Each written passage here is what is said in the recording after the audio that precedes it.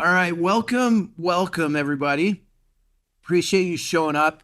Very excited for today's discussion. I got a great webinar discussion today that's going to be about grant writing. We'll dig more into the content here in a minute, but want to formally welcome everybody that's here live. Thank you for showing up.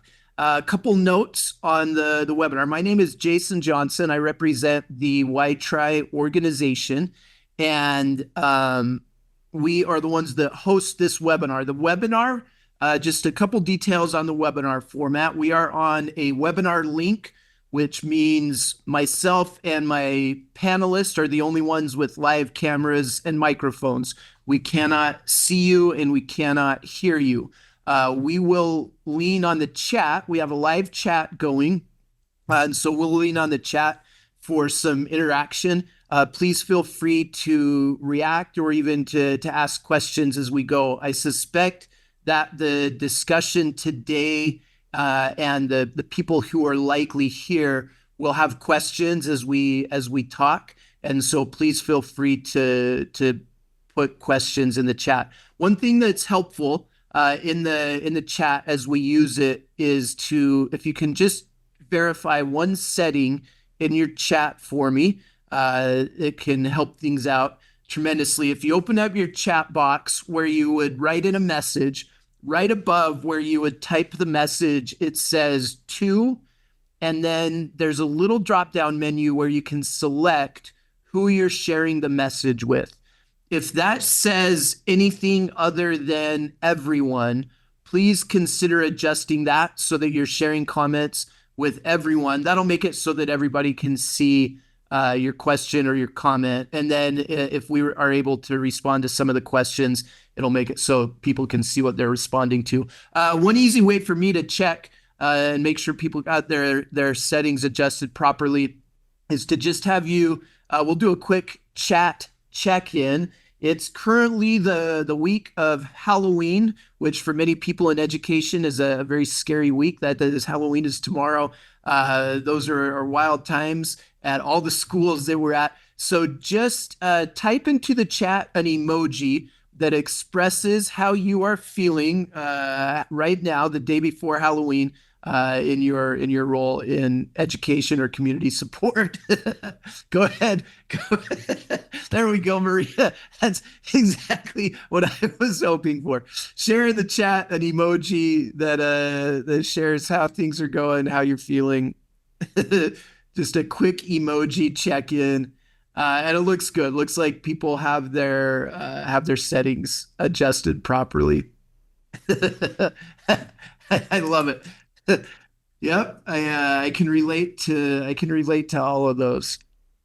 That was always me. My last few years in public ed, I was simultaneously assigned to an elementary, a middle, and a high school, and I would always try to be at the high school on Halloween. I feel like it was easiest for me to blend in and hide there a little bit. There's a tremendous amount of pressure on Halloween in the elementary schools, so I tip my hat to all of you that are showing up and doing the work. All righty, let's make some introductions, and then I'll introduce the topic here. Today's topic, which I'm very excited for, is going to be about grant writing and funding. The title that we have is Funding WhyTry and Beyond, How to Strengthen Your Education Grant Proposals. And I'm very thrilled to have someone on with me that has just continually impressed me. And I know he doesn't operate individually. He's part of a tremendous team that we've worked with for years. But the team and his perspective has been really impressive to me over the years, how they've been able to continually be really creative and consistent in utilizing grants to get funding for their programmings. And so I'm really thrilled to have him on. I've got Jeff Lynch, who is a program manager with over 20 years of experience in education with the Choices program in Tulare County Office of Education, specializes in working in prevention, Previously worked at Visalia Unified and for Kings County Office of Ed. He has a passion for helping young people be educated with the dangers of drugs, alcohol, and tobacco. He's a graduate of UMass Global, dedicated to helping young people, and also loves to enjoy in his free time coaching, fishing, golfing, spending time with family, and such. Jeff, thank you so much for willing to show up and have a conversation with me. Glad to be here, Jason, and hopefully this is helpful for so many different people in different ways. So I think it will be. My name is Jason Johnson. I am the director of training for the WhyTry organization. Prior to working here at WhyTry, I worked as a school psychologist in my home state of Utah, where I had the opportunity to work in elementary, middle, and high school settings. And then for the last about 10 years, I've been the program director for WhyTry. And so I've gotten to know Jeff and his team over the years. We've done quite a bit of training with them and have worked through a lot of challenges that I know a lot of you may be facing when it comes to figuring out how to secure funding and secure consistency with some of these programs, as well as combining some of these programs with other programs and really provide a great framework to support students and faculty. And so I'm really excited to dig into this conversation. I know that with us today, we likely have a combination of some people that are familiar with the WhyTry program and some that aren't. This discussion is going to dig real deep into the kind of the working and the creative workings of grant writing, but I do want to make sure that those that may not be familiar with our program have at least a base understanding of kind of how we're involved in this discussion. So I'll give you that, just a quick overview for a couple minutes, and then I really want to spend the majority of the time having a conversation and picking Jeff's brain, and then open it up as well. We'll put up contact information at the end, but open it up as we go. If you have questions that you want to lob to an expert, I'll keep the chat open for that as well. But just to begin, our organization, we've been around for about 20 years, the WhyTry organization that I represent. We specialize in helping organizations, schools, mental health facilities, corrections facilities, etc. We specialize in helping them teach their students and their clients the skills of resilience.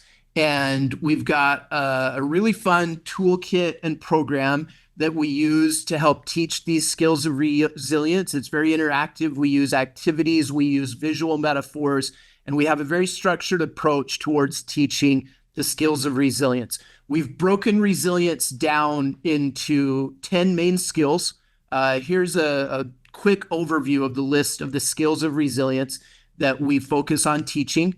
We teach decision-making and consequences, positive self-image, emotional regulation, motivation and having a resilient mindset, peer influence and positive relationships, problem solving, hard work and determination, responsibility and self-discipline, support systems and relationship building, and then future-ready vision and self-efficacy. And so this is a very robust, we have a lot of resources. It's a very robust toolkit designed to help people teach the skills of resilience. And this approach over the last 20 years has been used in so many different areas. We get used in general ed classrooms, special ed classrooms. We get used in specialty groups. We get used during intervention time, community support programs, and we get wedged into a lot of spaces. We get used in prevention spaces. We get used in academic support spaces. And so over the years,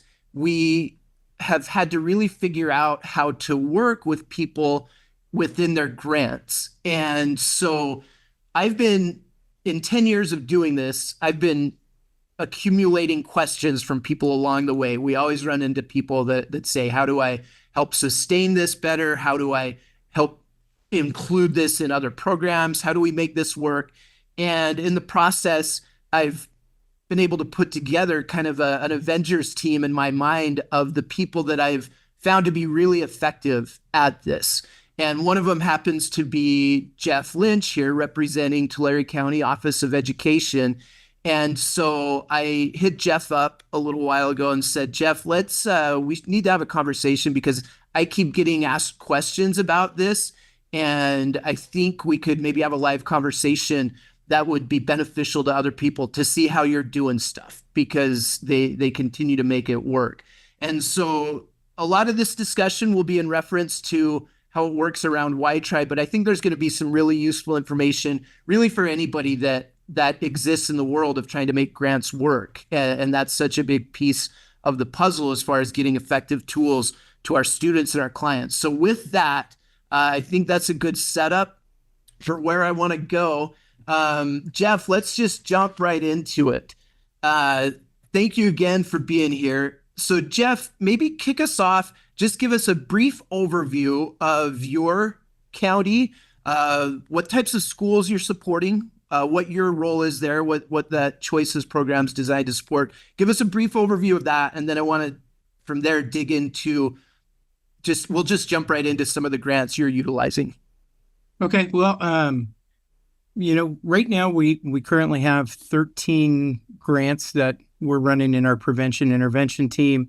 Everything from ATODs to mental health and everything in between.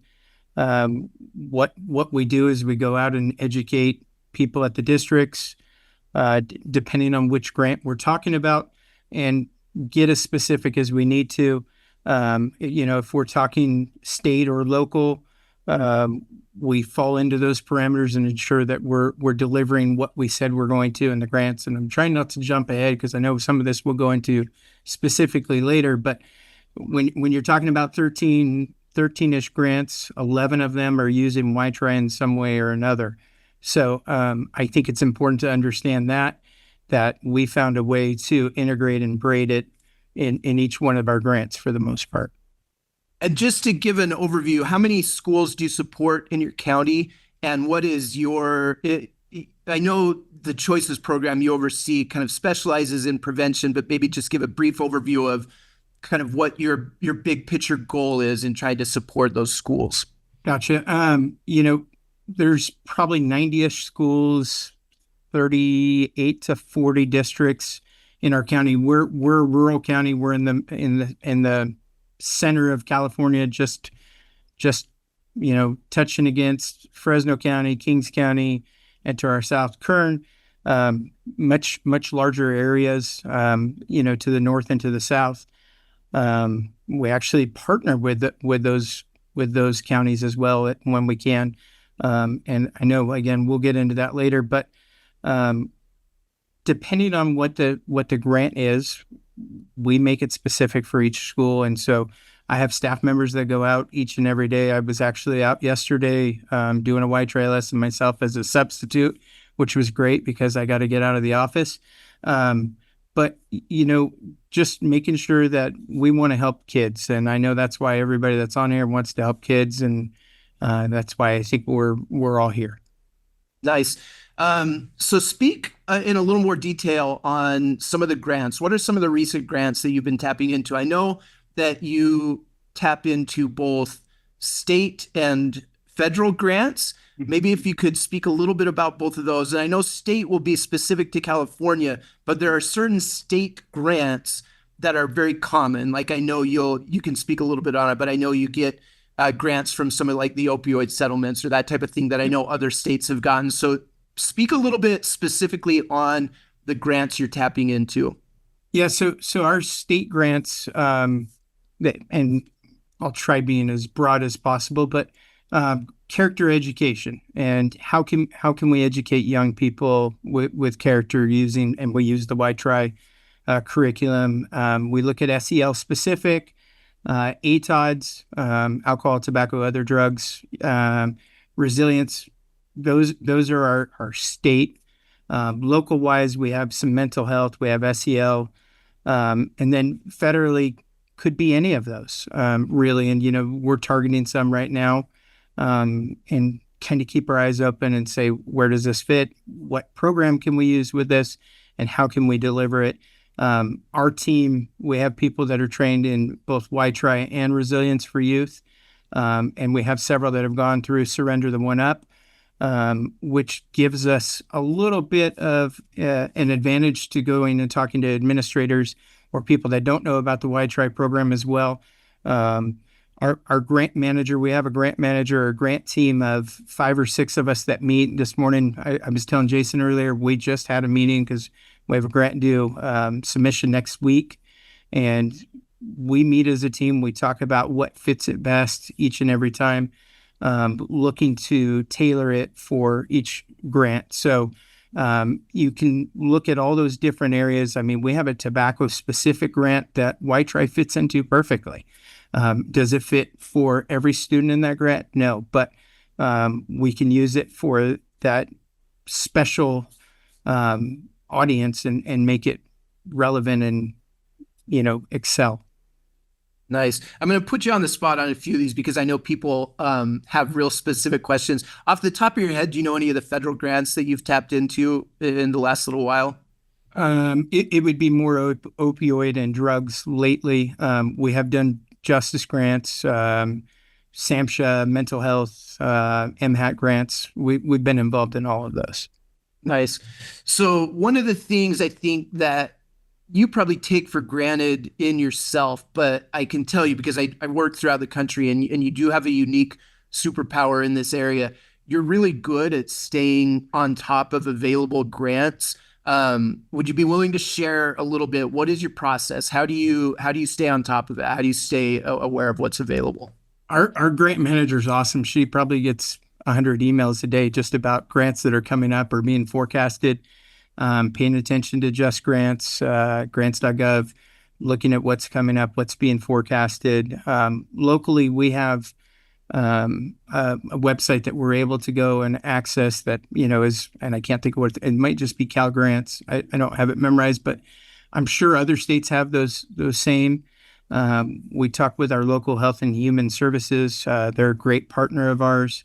And then as well as law enforcement, local law enforcement agencies. And I know you've shared with me in other settings that you utilize AI a little bit Yeah, to learn. I mean, I have no problem saying that I get on Grok and say, hey, what grants are coming out in the next 30 days that may work for my Office of Education. And they may not always be directly for our department because our department is specifically prevention intervention. We have a character education. We have, special ed, all the different special services that grant might fit them better. But by being able to see those and start looking at them, it gives us a little leg up rather than waiting until it's been released at the last minute sometimes, unfortunately. So kind of all of the above. And then I know you've mentioned in the past as well that there's even some paid programs that people can look into that are out there as well that can try to steer and accumulate or I should say give you a kind of a No, curated list of grants. totally. And just because I probably shouldn't give them a plug, I don't know if I'm allowed to. So, but we do have one that we specifically pay. And that shows all the forecasts and it shows everything from local. It shows foundational grants. It tells you when they're going and gives you all the rolling dates. I mean, it's worth it in my opinion because it gives you a little bit more information. And I'm going to put up Jeff's email address as well. If you guys have any specific questions for him when we're done, you can reach out on some specifics. I think you've already alluded to it a little bit, but in your experience, what agencies or funding streams tend to prioritize resilience or behavior improvement kind of spaces you've been able to fit WhyTry into? Prevention grants, justice grants, SAMHSA, mental health, school climate transformations. And those are the ones we target because A, they fit us the best, and B, they work with the models that we want to use, that we have our staff trained in, that our staff can go out and deliver it if we get that, rather than having to recreate the wheel and find something that works for that grant. we've taken that approach. I love it, and we'll talk more in a little bit. But I think the our first experience with you was through a prevention grant, and so and we're gonna talk, but I Jeff's been pretty creative. So here's a little teaser for a direction we're going to go in a minute, but has even had success in fitting WhyTry into existing grants that were already awarded. So there's some interesting things, but I think it's helpful to know like where your sweet spots are within that programming and where the real kind of slam dunk alignments are. Um, any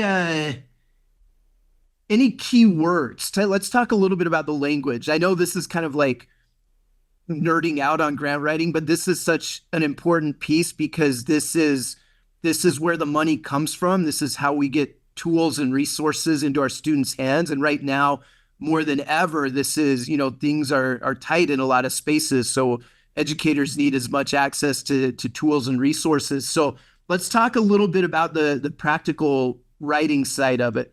Any keywords or priorities or phrases that you found seem to work better with with grant reviewers?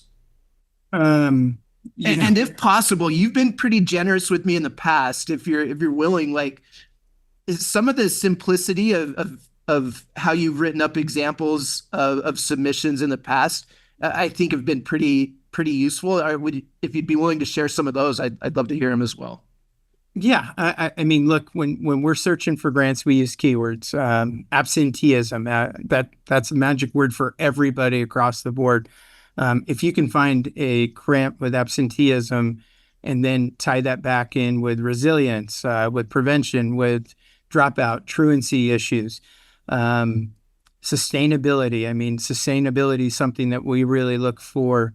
If we have a district that we had a grant expire a year ago, and right before the grant expired, we got 50 of their staff trained in WhyTry so that they can continue to do it after we leave. And then, technical assistance, multi-tiered approaches, evidence-based, resilience, grit. Those would be all keywords that I think, make those good bells go off in people's head. So when you're approaching this, are you like actually doing a keyword search in the grant, looking for those words, and then as soon as you see those, then you go, okay, this is likely a good fit, and then that narrows down your search, and then um, are you willing to talk a little bit about how you write up? Then how do you write up your proposals to make sure they align with that? Because So that's the other piece. yeah, I mean, our grant manager again is a rock star. She's awesome. Let's say we do the search, and I find the grant. I go next door. She's in the office right next door. Talk to her about this grant. See what her thoughts are. We collaborate as a group. What fits this? How can we do this? How can we institute this? How many people does it take, etc. And then we start working backwards, and we talk about our county and what our county needs are, or the district, depending on if it's an individual district that we're working with or countywide, and start working on writing that grant based on that, and looking into specifics. When we write a grant, for instance, and I'm trying to think off the top of my head, like a tobacco grant, or dual settlement monies, talking about WhyTry and the flexible toolkit that it has and how you can use it to fit. Talking about that specifics of resiliency, grit, falling down, getting back up, being able to say no, etc. Writing all of that in. Well, let's see here. So let's kind of look on the other side then. How do you usually frame WhyTry then within the needs statement? Like what outcomes are you typically trying to highlight to connect back to those keywords then? Usually, obviously, it's going to be based on what the grant is. I know that sounds super cliche and vague, but if you're going for a grant that works with absenteeism, you really need to highlight how the evidence-based curriculum of WhyTry can be used to help with your absenteeism or suspensions, gains in attendance, how you're going to track that, improve behaviors, including all of that in your frame, and then going from there, I think helps, with the writing process, because then that's just going to flow naturally into the rest of it, the proposal. Nice. Now, I know some of the things that you've done that have been kind of creative is I know you've partnered WhyTry with other programs. Mm-hmm. Um, could you speak a little bit on that? Like, what does that look like? How have you approached that? And I think I'm curious to hear your perspective on how you've approached it from the grant standpoint and then how you've approached it in practice as well. So, if you're talking about partnering it with other groups, that's easy to do when you give the pitch about what WhyTry is doing. Um, when it's going to other organizations, same thing. I mean, it really has just been kind of easy. Trying to think, Jason, specifically, and that was one that we talked about at length last time. We got to come back to that one. Well, we can circle back. I think previously when we talked, you had mentioned one, I think it was specific to tobacco prevention Okay. and how you had WhyTry didn't necessarily check all the boxes that needed to be checked, but you had another program that kind of checked the other boxes and you were able to present it as kind of a one-two punch on it. Yeah, Is that it's supplemental, right? I mean, we have two grants that we're working on. There's one that is a tobacco right now, and then the other one would be um, for troubled youth and ensuring. So we're using the curriculum that's approved by that organization as the main one, and then supplementing it with WhyTry, and we've seen great success. So much so that they're going to start looking into it to see if that can be a curriculum that they use in the future, or continue to partner it and recommend it to other organizations. So, when you look at a tobacco grant on the outside, WhyTry doesn't necessarily fit it perfectly. But when you start drumming down and really getting into it, how can I make this align with the grant objectives? And it checks off the boxes. It may not be the main curriculum you use, and it may not be with tier one kiddos, but it could go to tier two and tier three very easily. What are do you can you think of what some of the boxes like it might check? I think this is an interesting example because I know I've worked with other groups throughout the country that are worried about funding changes to their funding, and I've had them share with me we aren't quite sure how to fit WhyTry into a prevention space. So like tobacco specific, what are some of the boxes you would check using WhyTry?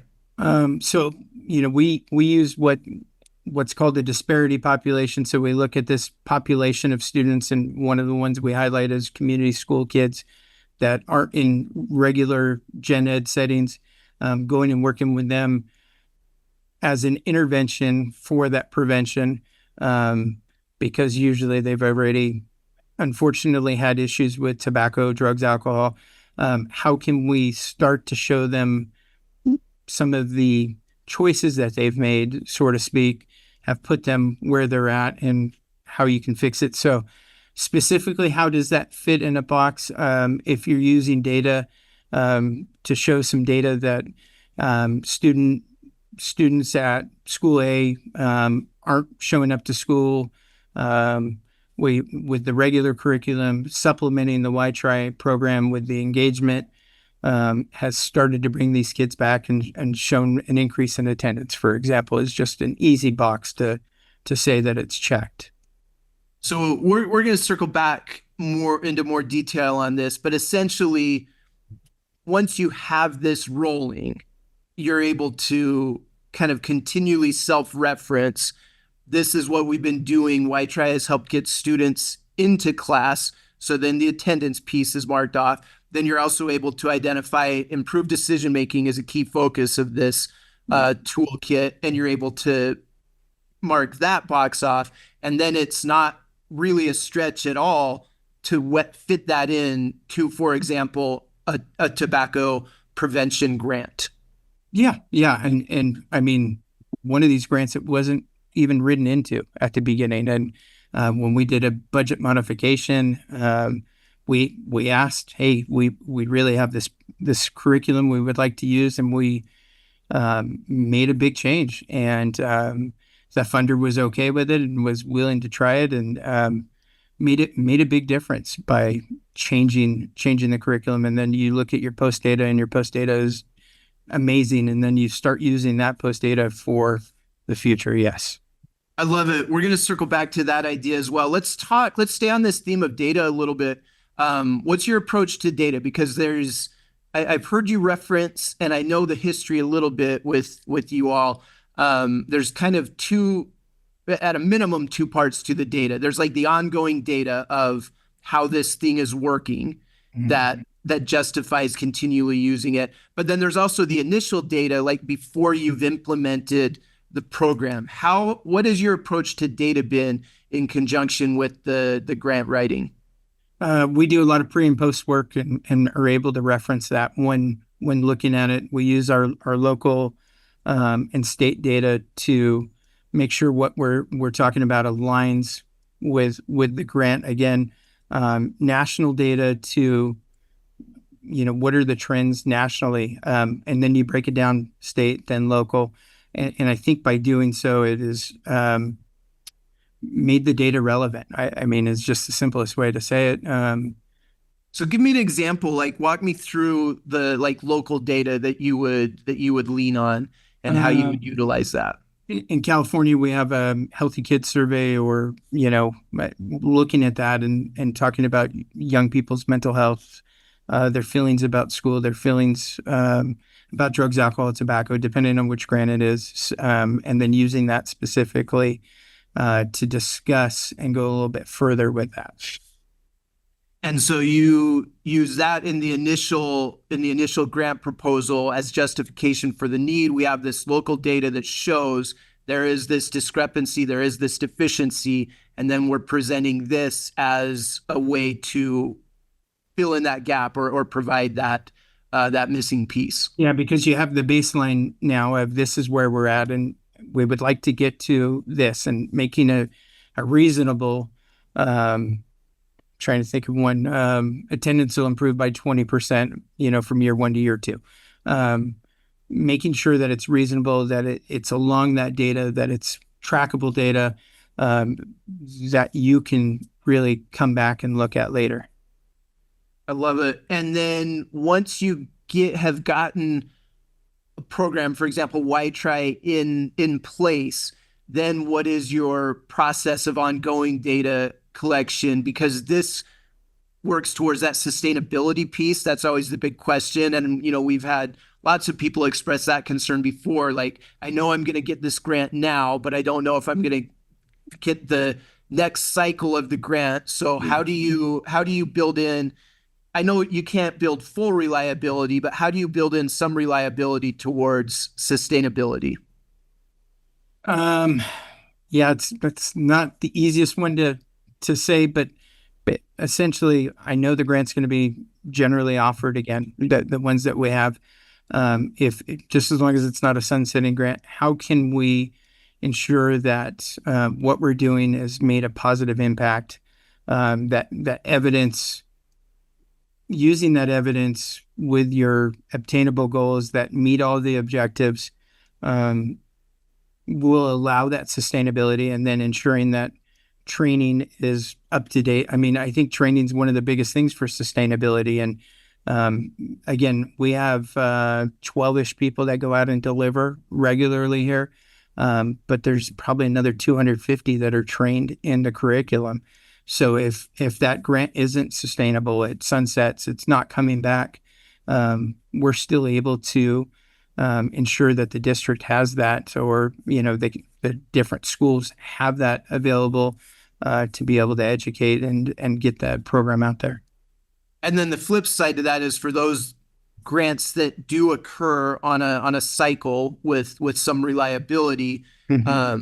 by being able to demonstrate the training that's part of that, then you're able to use that also as part of your justification for continuing this by getting more people trained, more and more people trained, then you're able to sustain the services that you've connected to the grant in the first place, correct? Correct. And then we can start to maybe offer TA at a local as a local TA, in partnership with WhyTry of helping out these groups locally if they have a quick question that doesn't require anything major. We're there. We can support them. We do phase in, phase out models where we'll be teaching right next to the teacher. The next year, that teacher starts to teach it with us next to them. And then in the third year, it's like, hey, we're just really supporting you. And that builds sustainability and allows us to multiply and get to more schools and districts in our county. I love it.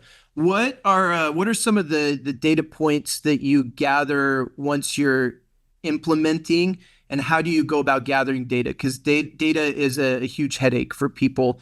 So, what's your approach to gathering data on the program once you have it going? We do pre and post data with every group that we work with, and by doing so, you're able to track the initial where you're at, and tell the story of where you're going. And again, then when you start writing the next grant, you're able to tell the story of how you went from point A to point B.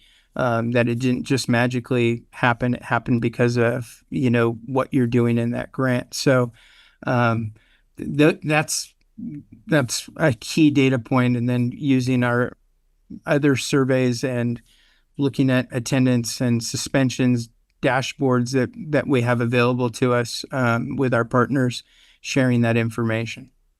I love that, and I've heard you reference the story metaphor before. I think it's a kind of a clever and effective frame to put on the grants. These are stories that and narratives that you want to continue, and you have your starting point, and then you have your midpoints as you're seeing that through.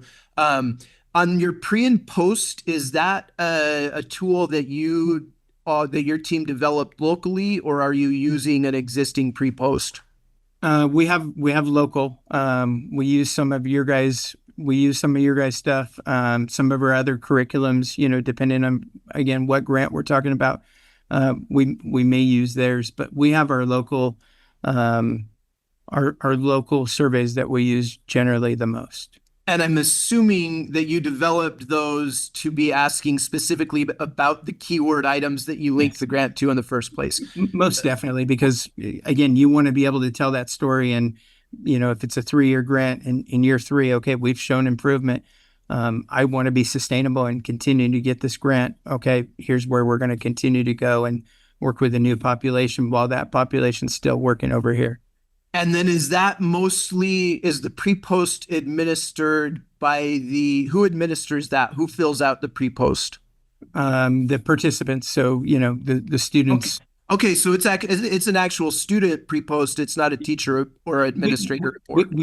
we do one with the teacher and administrators as well. But I mean, the initial that one that really you take a lot of data from is looking at the students where they were, where they've gone. Yes, we survey the admin and teachers, but that the young people one is the one that's really important.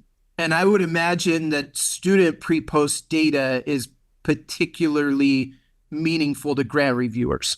Yes, I think that's probably the biggest one because what are we talking about? We're talking about helping young people, and I mean we can train everybody on a curriculum. They need to be able to deliver it to the young people, and then it needs to make a difference for those young people.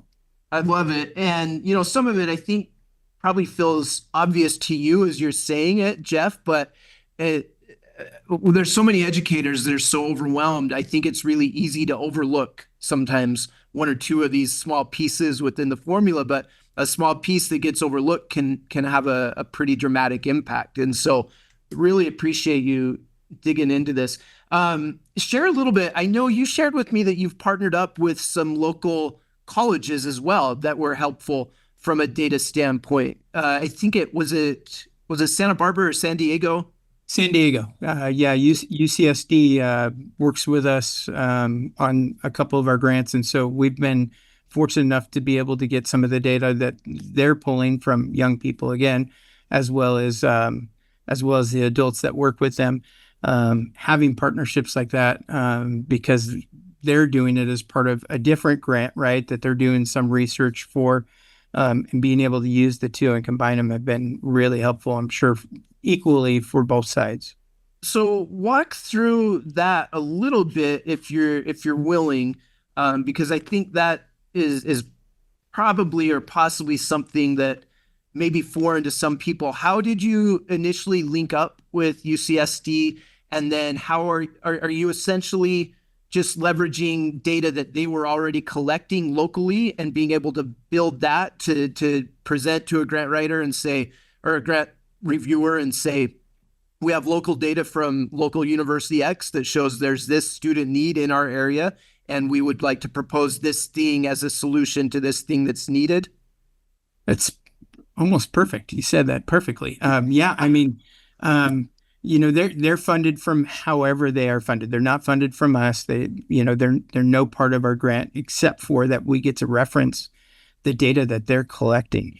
And And how did you partner up with them? Because they're on the opposite side of a very enormous state from you. um, being in meetings, networking, what is probably the easiest way to say it, but as part of some of our grants, they're involved in those grants, and because they're involved in those grants, we've been fortunate enough to partner with them even further to say, hey, this is kind of an issue that the way that it initially happened was I told them, hey, we're still having an issue with vaping, and I know some of the numbers don't show it.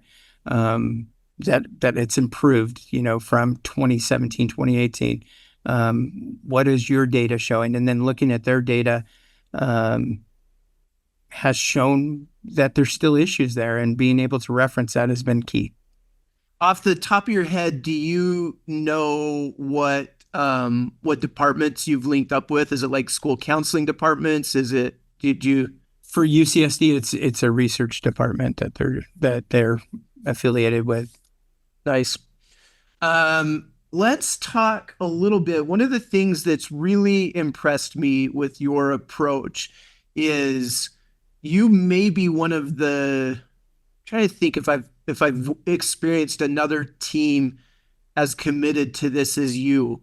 You have made sure from day one that you got your program administrators. So sometimes people that weren't even necessarily directly delivering the services, but people that help influence and oversee the grants, you made sure that they got trained and had a very intimate awareness of the program that is going to be included in these grants. Talk a little bit about the importance of that and what impact it's had on your ability to grant and connect programs with funding. I don't think everybody's probably as lucky as we are to have a grant manager that has written grants for years in their department. And so you're working with different people to ensure that that happens. And so we looked at it from, if we're going to go all in on something, we want to make sure that our administrator oversees three large departments and still understood how important it was to be trained in the curriculum, to have a full understanding, especially when he's part of the grant writing team. And so if you're part of this grant writing team, and the grant writer has questions, that administrator is able to help talk about why, the how, what we're going to do, rather than, having to go down to the field line staff. And not that they're not capable, because they are, but having an administrator that's been trained in that has just been, I think, a huge blessing to us. Bob is all over the place, but he knows all about WhyTry. And if he had to step in, he could go deliver a class A and B. Anytime a grant comes up or a question about a grant, he can explicitly be able to tell you why and how we're going to get there. So it's been nice that, and that's one of the things I've been able to observe from the sideline on it, is you've really committed to a true like top to bottom um, understanding and not just familiarity, but training on the program. And I should say, like I should offer, I know we have some people on here that are working with big groups and big teams.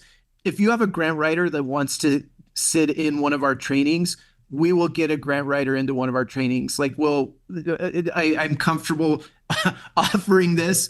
If you have a grant writer that wants to attend one of our online trainings, please reach out. We will be happy to fit them in to help them understand, because I've witnessed firsthand what it's done for Tulare County TCOE. And we're on year, what are we on year 4 or 5 with you now? Five, five, I believe. Yeah, We're on year 5, and it's, there's been ups and downs with both local and federal money, but you've continually figured out how to make it work at I think, a really effective level.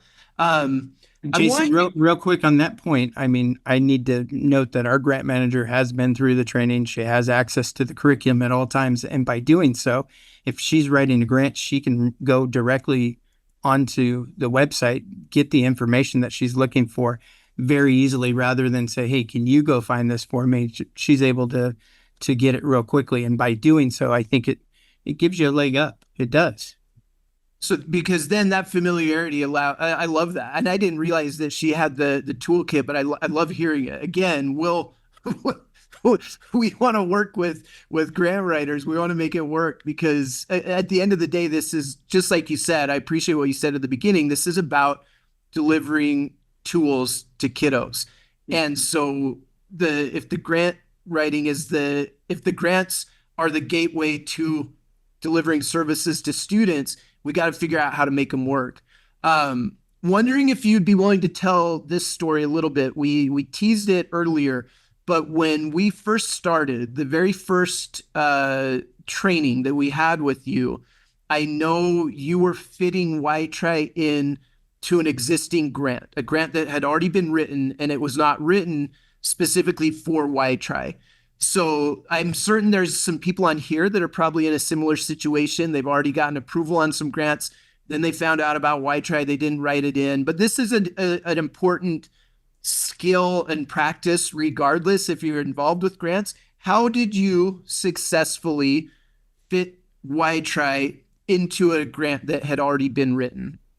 Well, we had some data that showed what WhyTry was doing in one of our other programs, and by being able to reference that and again talk to the funder, that the language was perfect. I mean, it fit exactly, and it replaced the curriculum that we had been using for previously in the office for 10 to 15 years, and by doing this pivot and talking with the funder and being upfront with the funder.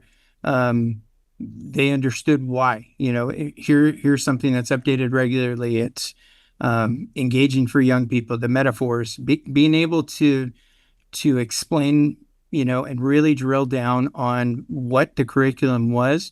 I think benefited us, and by our grant writer having all that information, and knowing about the program, made it easy for her when she's talking to the funder, and the funder said, well, I have this question, I have that question.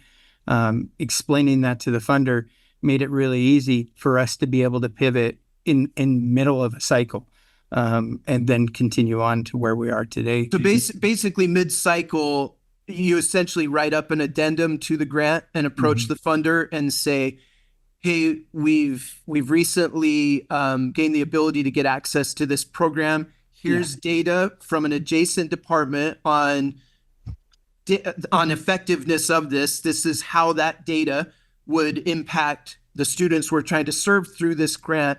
We would like permission to pivot over to this program and use the grant funding that we already received towards this. Is that accurate? Yeah, it's spot on. And I mean, that's really kind of how we got started with WhyTry. We piloted it after being trained in it, saw the effectiveness of what we were able to get in a separate area of a grant. And then we started shifting it and then shifted it to another one and another one. I mean, our absenteeism grant that we're working with right now, we use Resilience for Youth. And while it's probably not the ideal model, we use a resilience rally that we're working with all these fifth graders at a local elementary school and delivering RFY in a really small, intimate setting with young people and getting it across to them quickly. And then their teachers and counselors that have been trained can now keep going with the WhyTry model. And It's so good. And I think we've trained close to 400 people in your county now, right? yeah, I think we have probably 500 licenses with you It's guys. incredible. Yeah. One of the things you do, I know you do this, and I appreciate your humility about this. But again, some of the things you take for granted, I think, are pretty exceptional. This seems like a basic practice, but I want you to speak on it. What's your standard practice if you get told no for a grant that you thought would be a good fit? Um, Thankfully, there hasn't been too many no's, but taking the evaluation of what was wrong with the grant and then fixing it the next time that it comes open, because luckily they're on a continuous cycle usually. And looking at where we're at, I mean, we talk about that it's not a subscription service, that with the curriculum, that it's evidence based. We talk about the metaphors, that it works with MTSS, all the different areas, tier 1 to tier 3, how impactful it's been, and then use our data to prove our point usually is. But luckily there haven't been too many no's on it. And am I crazy, or do I remember you? I swear you shared with me at one point that you got told no on a specific grant, and you actually reached out to the grant funder and asked them to give a little more detail as to why you were told no, and then uh, you We ended essentially up getting funded for 3 years. Yeah, that's so totally true. tell a little bit about that. That's kind of a nice success story. Our grant manager was curious of why we weren't funded. We checked all the boxes. We had a high enough score, but we just weren't funded, and reached out as simple as, "Hey, can we follow up with you? Because we really would like to look at this in the future." And through discussions with the funder said, "You know what? We have enough money left over to actually fund your organization," and funded us. Kind of crazy, unbelievable. I mean, it didn't make sense to me.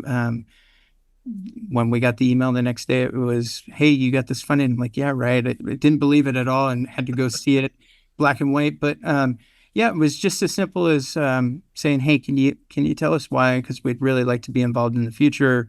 We like what your grant stands for, et cetera." And there's nothing wrong with that, because reviewers sometimes may miss something, or I got to think that being a reviewer is not easy when you're reading 50, 100, 200, however many submissions that reader's reading, looking at all of those, and you got to make it stand out. And we've learned through trial and error of why, in the past, if we weren't funded, what we had to do, and then taking initiative on making sure that's taken care of on the next right.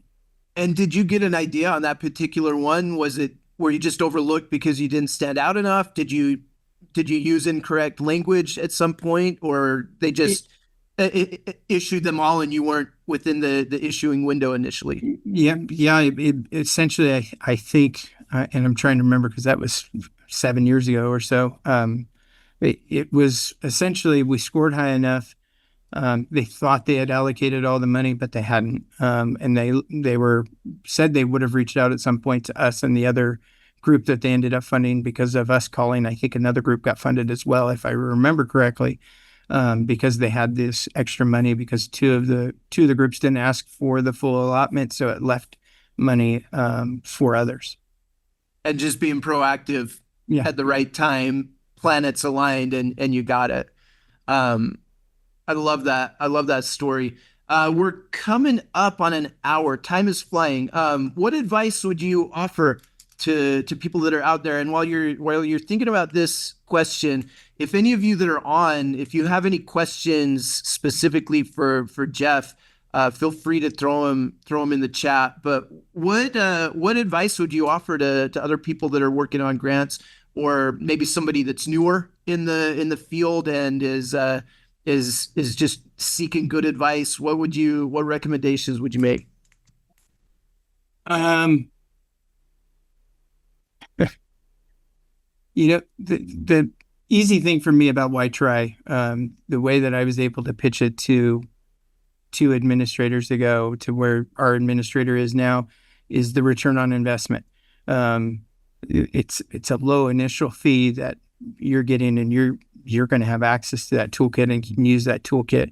I think having access to the curriculum or curriculums, whatever you're writing for, that you have access to it, and because it's easy. We use 10 or 11 different curriculums that I can think of right now. But being able to have expert knowledge on that. And we have a team that has been trained, and hey, can we come out and get more training? Can we go watch you guys do the training somewhere else? I think has benefited our team. Um, getting your data, and ensuring that your data is telling a story. I mean, tell the story. I mean, our grant writer is amazing. I mean, she I can't give her enough credit. What she writes is just beautiful. And when you read it, and if we didn't get funded, it's like, how in the world did you not fund that? And then, oh, this is why. Okay, we're going to fix that for the next one. Not being afraid of getting turned down, because it's going to happen. I've read through a few of your grants, and they're nice. One of the things that's impressed me is, in a lot of cases, they're very simple and very direct. Like I think sometimes we imagine like the story or the narrative of a grant, and we imagine this, like flowery speech to win the people over. But in a lot of cases, it's almost like she's throwing darts, just very directly. This Yeah. grant is to provide support in this area. This is exactly how. This is the lesson. This is the skill of resilience from the toolkit that Yes. teaches this thing. And it calls back to her understanding of the program. But it really is like she's throwing darts when she's able to pick very specific pieces out of the curriculum and connect it to it. And so I think part of the effectiveness of them is the simplicity and the directness of it as well. Yeah. If you want to get your point across as quickly and best as possible while highlighting what you're able to do, and by being able to talk about the specific challenge, how we're going to address it, here's evidence based on it. It makes it really, really good. I love it. We're right on the hour. Jeff, do you have any parting thoughts or anything that has come to your mind that we didn't address earlier that you want to mention now? Um, I think it's important to say that, we work as a collaborative group. She is the lead on our grants. But we have a group of, again, 5 or 6 of us with different backgrounds that all come together to work collectively as a group and say, what's our problem here? Okay, well, is it tier 1? Is it tier 2? Is it tier 3? Is it PBS? Is it MTSS? We use targeted, suitable fixes. It's just the way that, I was thinking about this when you asked me a suitable fix. When you use a suitable fix, that's targeted to what you're trying to address, it makes it stand out. Amen. Really, really good stuff. I've got contact information up here. If you want to reach out to Jeff, I've got his email address there. There's also a link to their county page and what their choices program oversees, so you can get an idea. This has been really, really useful. If you are interested, hit that QR code. If you're interested in having our program director reach out to you and brainstorm with you on how WhyTry can align with your grants and how we can align those skills of resilience, We have an incredible, he's a former school social worker. His name's Mike Yantis. And if you'll hit that QR code, we will be happy to have Mike reach out and help you out with any of those alignment questions. Also, if you're looking for resources or a resilience bundle, either for yourself or to share with your team, hit that QR code. Jeff, this was awesome. You were very generous with your time and with your knowledge and your experience, and I just can't thank you enough. Let's finish on this one. This is the question I always like to close on. What's the thing that's giving you hope right now in education? We've got a lot of down people, a lot of worried people. What's the thing that's currently giving you hope in education? Now, again, I got to do a lesson with a group yesterday, and getting to see young people engaged and smiling, that were part of a tier 2/3 group. What See, lesson did you do, by the way? if it's always defense mechanisms that I get chosen Nice. for. I love defense mechanisms. Don't get me wrong, but yes, getting to do that with kiddos, it's inspiring. So I'm inspired by our young people, seeing them smile. They don't have the best situations always, but seeing the resilience and how they're able to get back up, and just smile. That smile was huge.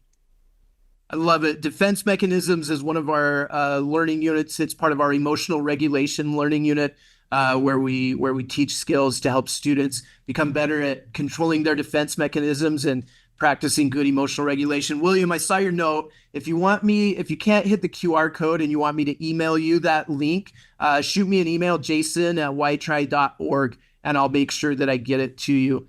For me, I'll answer my own question. Similar to Jeff, I get the opportunity to work with kiddos. They always give me hope, but also hearing Jeff talk about, like, hearing that you've got almost 500 people trained that are teaching the skills of resilience in your county is remarkable. That is a tremendous accomplishment.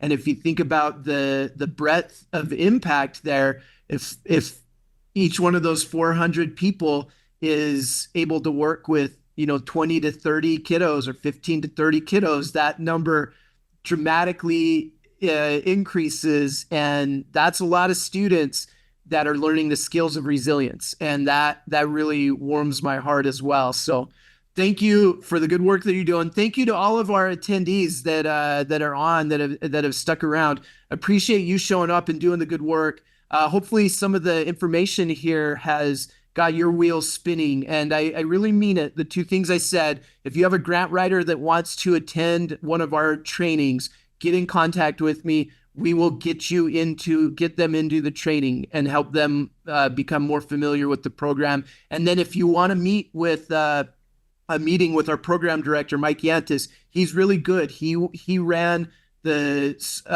school social workers department in his area. He's written grants himself. He's now our program director, and he's happy to meet with you and talk about how we can align our skills of resilience with your grants as well. If you have questions for Jeff, reach out to Jeff. Otherwise, that's all I've got. Thanks, everybody. What a great afternoon.